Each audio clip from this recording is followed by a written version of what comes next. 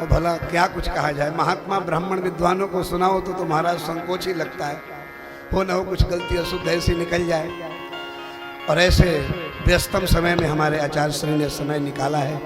मैं चाहूँगा कि आचार्य जी हमारे श्री नरोत्तम शास्त्री जी बहुत सारे विद्यार्थियों को विद्या अध्ययन करा रहे हैं, भागवताचार्य बना रहे हैं, जो भारत के लिए एक ऐसा संदेश है जो भारत में धर्म की ध्वजा, सनातन धर्म का संदेश देश विदेश तक पहुँचे भागवत के माध्यम से। मैं निवेदन करूंगा कि शास्त्री जी हमारे भक्तों को, हमें भी कुछ अपने वचनामृत का लाभ प्रदान करें। बोलो वृंदावन बिहारी लाल की जय।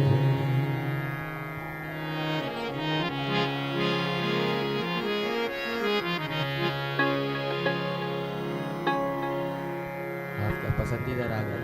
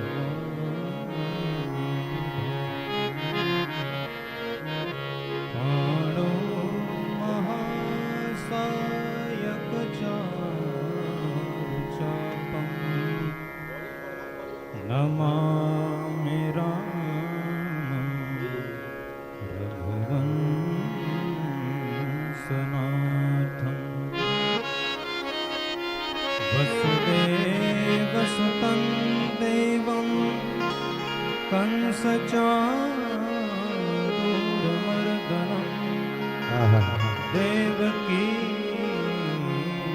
परमानंदम कृष्णं वंदे जगद्गुरुं। ये भागवत भगवान की जय।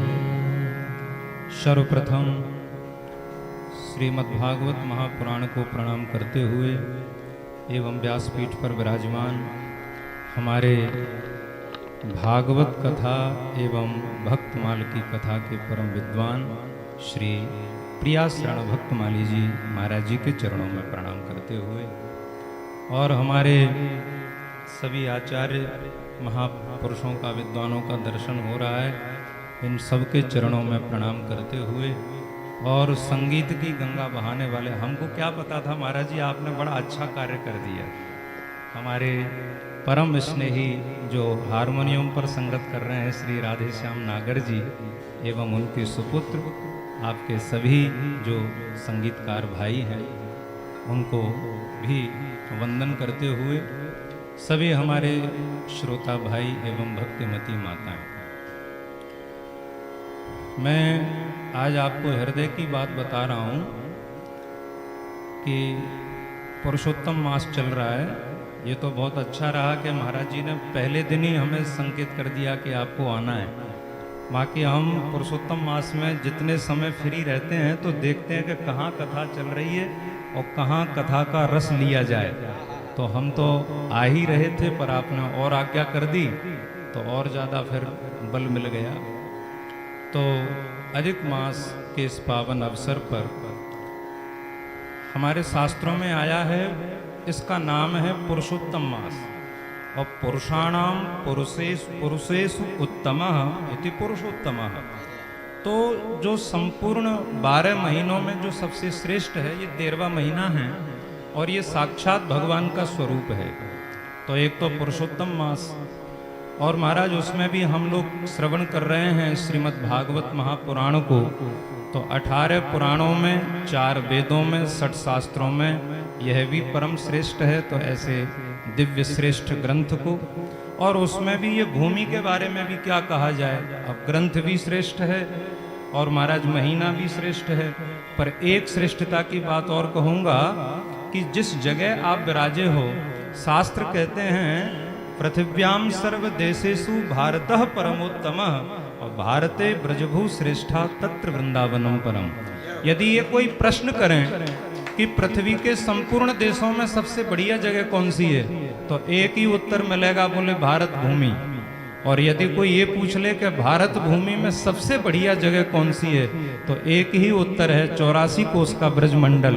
और यदि ये कोई पूछ ले कि 84 कोस में तो नंदगाम है, बरसाना है, दाऊजी है, गोकुल है, बहुत सारी जगह हैं, गिरिराज जी हैं, तो 84 कोस के ब्रजमंडल में सबसे दिव्य भूमि कौन सी है, तो शास्त्रकार कहते हैं तत्र वृंदावनम परम, जहां आप विराजे हो। तो स्थान की भी श्रेष्ठता, पुराण की भी श्रेष्ठता और महीने की भी श्रेष्ठता। और एक बात और कह रहा हूं, उसमें भी मेरा परम सौभाग्य है कि भागवत महापुराण के अंतर्गत आप महाराज, पूरा भागवत महापुराण भगवान का दिव्य स्वरूप है। पर इस समय जो आप कथा सुन रहे हो रास पंचाध्यायी की, यह भी परम श्रेष्ठ है। भागवत में ये पंच प्राण है। तो मेरा आगमन तो महाराज कथा में हुआ और बीच में बहुत ज़्यादा समय किसी भी व्यक्ति को नहीं लेना चाहिए। मैं केवल महाराज श्री की आज्ञा है तो एक ही बात बस कहूँगा कि महाराष्ट्र का अधिकारी कौन है और उसमें प्रवेश किसका होता है।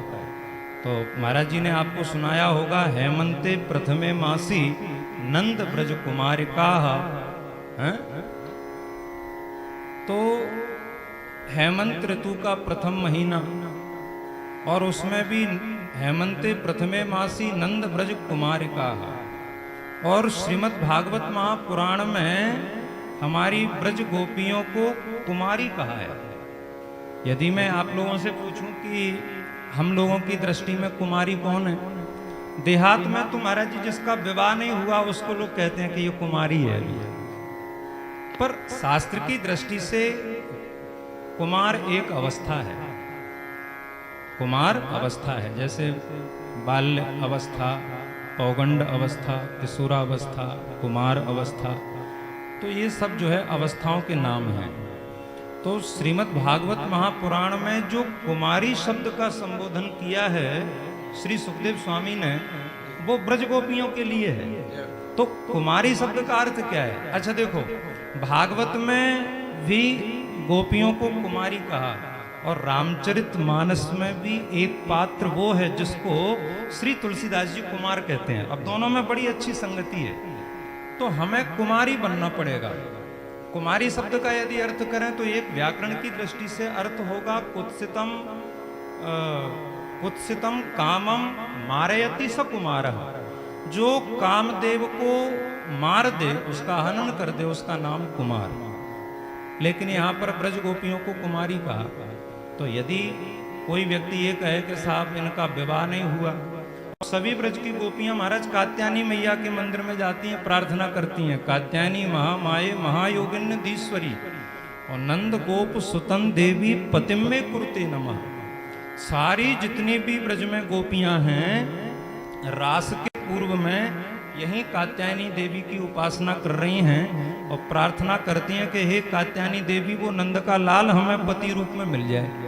तो हमें एक बात महाराज जी समझ में आती है कि शायद हो सकता है जिन गोपियों के विवाह न हुए हों, वो गोपियां शायद कात्यायनी से प्रार्थना कर रही हों कि पति रूप में हमें कृष्ण मिल जाएं।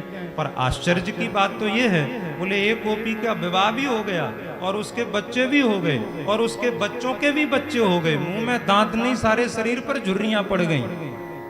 और वो गोपी भी रात्रि के समय छुप करके कात्यायनी मैया के मंदिर में जाकर के कहती है कि हे कात्यायनी माँ, वो नंद का लाल मुझे पति रूप में मिल जाए। ये आश्चर्य है। तो कहने का मतलब क्या है, ये ब्रज में जितनी भी गोपियां हैं वो सब चाहती हैं कि नंद का लाल हमको पति रूप में मिले।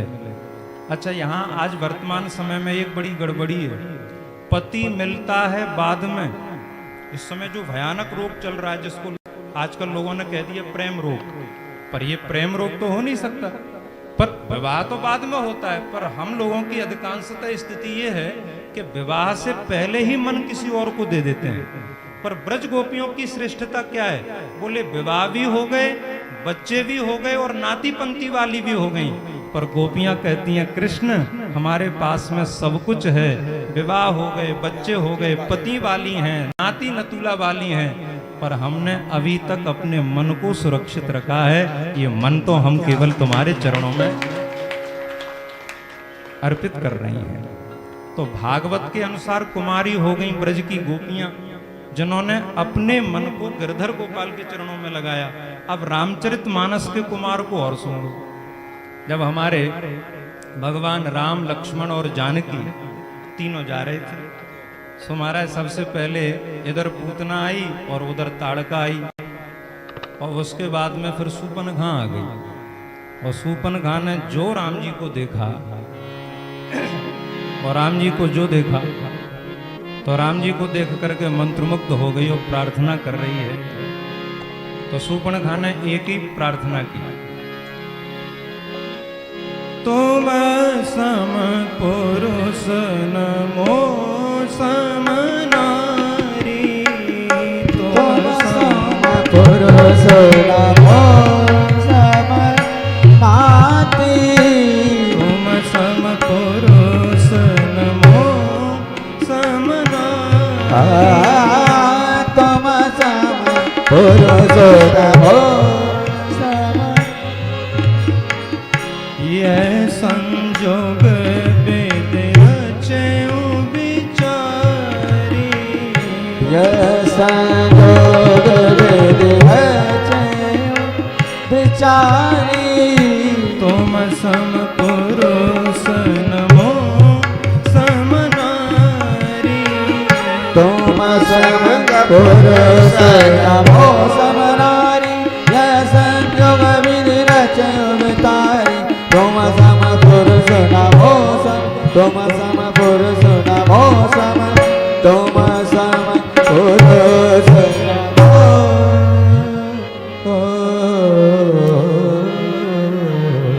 ये निवेदन कर रही है सूपनखा, और राम जी क्या उत्तर दे रहे हैं कि सेतहि चितहि कहे प्रभु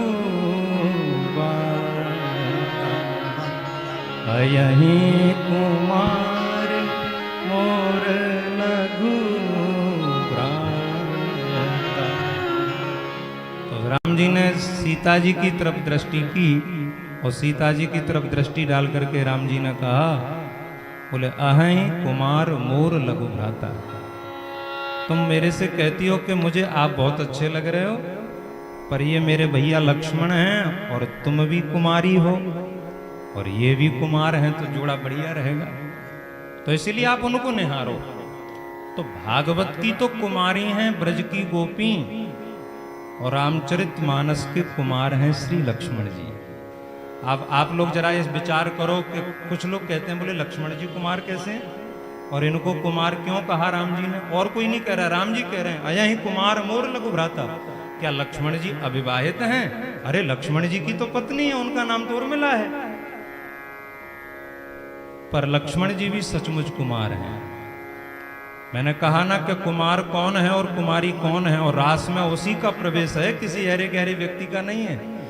इधर भगवान राम जी वनगमन लीला के लिए जा रहे थे, और उधर उर्मिला जी थाली सजा करके दरवाजे पर खड़ी थी। तो लक्ष्मण जी के सामने ये स्थिति थी। मैया से तो आज्ञा ले ली, पर लक्ष्मण जी ने सोचा कि कहीं पत्नी के सामने चले गए और कहीं इन्होंने प्रेम प्रकट कर दिया तो कहीं राम की सेवा न छूट जाए। तो लक्ष्मण जी ने सोचा मेरे लिए पत्नी प्रधान नहीं है, मेरे लिए तो राम जी की सेवा प्रधान है, क्योंकि मेरा मन तो राम जी के चरणों में है। इसलिए पत्नी को छोड़ा और राम जी की सेवा के लिए वन में लक्ष्मण जी पधारे। इसीलिए राम जी कहते हैं अयहि कुमार मोर लघु भ्राता। जो लक्ष्मण जी का मन राम जी के चरणों में सदैव बना रहता है, इसलिए लक्ष्मण जी कुमार, और जो ब्रज गोपियों का मन ठाकुर जी के चरणों में सदैव बना रहता है, इसलिए ब्रज की गोपियां कुमारी। और बस मैं केवल एक ही भाव देना चाहूँगा, बस हमारा मन भी, हम जो भागवत कथा सुनते हैं, राम कथा सुनते हैं, सत्संग सुनते हैं, इसका केवल एक ही फल है। मैया कुंती कहती हैं अथ विश्वेश विश्वात्मन विश्वमूर्ते स्वकेशु में स्नेह पास मेमम छिंदी दृढ़म पांडुसु प्रश्नसु। गोविंद यदि आप मुझे आशीर्वाद देना चाहते हो तो एक ही आशीर्वाद दे दो कि मेरा मन संसार से हट जाए और आपके चरणों में लग जाए। ये कुंती प्रार्थना करती हैं। और भीष्म जी महाराज की स्तुति का प्रथम श्लोक तो यही दर्शाता है, इति मतिरूप कल्पिता वितृष्णा भगवती सात्वत पुंग वे विभूमि। भगवान, आज मैंने अपने मन को सब जगह से हटा लिया है और आपके चरणों में समर्पित कर दिया है। भागवत का फल, सत्संग का फल, तीर्थ में रहने का फल, संतों की सेवा का फल, क्या है फल? संसार की भौतिक संपदा मिल जाना, पत्नी मिल जाना, महाराज कारोबार बढ़िया चलने लगे, महाराज बहुत बढ़िया दिव्य भवन मिल जाए तो समझना कि ये तो भगवान की सामान्य कृपा है। पर एक बात याद करना और निरीक्षण करना कि मेरे ऊपर अभी पूरी भगवान की कृपा है कि नहीं। बोले हमारा मन भी लक्ष्मण जी की तरह और ब्रज गोपियों की तरह हमारा मन भी गिरधर गोपाल के चरणों में लग जाए तो समझना कि पुरुषोत्तम मास में कथा सुनना हमारा सार्थक हो गया। बस अब मैं ज़्यादा क्या कहूँ, कहने के लिए तो बहुत कुछ है, इसीलिए बस मैं इतना ही निवेदन करूँगा। पूज्य महाराज श्री के चरणों में मेरा प्रणाम, भागवत महापुराण को मेरा प्रणाम, सभी मातृशक्ति, सभी हमारे भक्ति वृंद, सबका बहुत बहुत साधुवाद, सबका बहुत बहुत स्वागत, वंदन, अभिनंदन। और इन्हीं शब्दों के साथ में मैं अपनी वाणी को विश्राम देता हूँ। बोलो वृंदावन बिहारी लाल की जय हो। आचार्य जी ने गागर में सागर भर दिया, जितनी कुछ कहा जाए कम है। आप स्वयं भागवत स्वरूप हैं और आपकी वाणी को जैसा लगता है जैसे कुछ पराशर जी बोल रहे हैं।